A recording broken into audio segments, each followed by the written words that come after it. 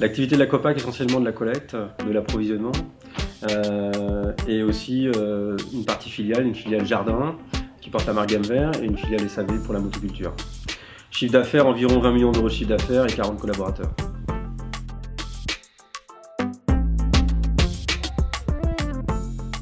Nous allons devoir faire face à de nouveaux contextes réglementaires.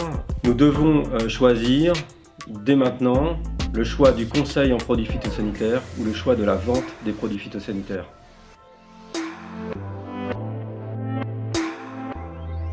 Nous allons subir un impact direct au niveau de la baisse de nos marges. En effet, les phytosanitaires étant la vache à lait économique et notre cœur de métier.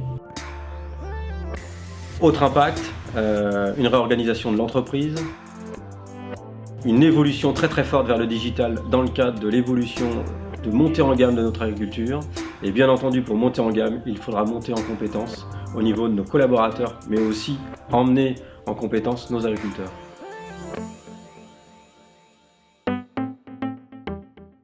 C'est plus de transparence, plus de traçabilité dans le cadre de la production des denrées alimentaires, l'utilisation de moins de phytosanitaires.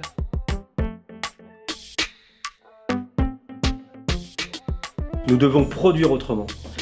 Par conséquent, nous devons utiliser de nouveaux outils digitaux, donc l'aide à la décision, avoir un conseil certifié dans le cadre de cette nouvelle agriculture.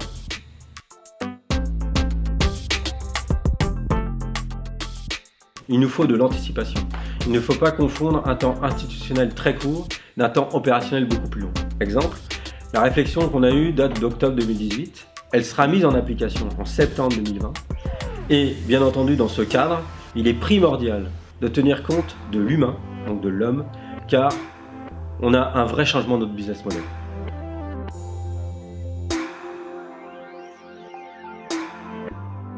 Nous avons communiqué vers les salariés étape par étape pour éviter l'appréhension du changement, phase par phase, pour aller vers des avancées.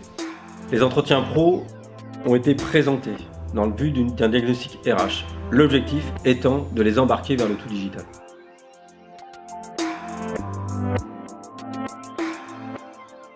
Le plan d'action recommandé par le DIAC va nous permettre de définir et de mettre en place tout le besoin en nouvelles compétences.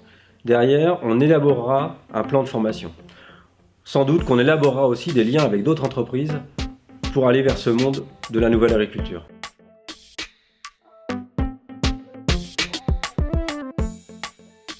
Nous avons défini le DIAG Group, donc l'image de l'entreprise.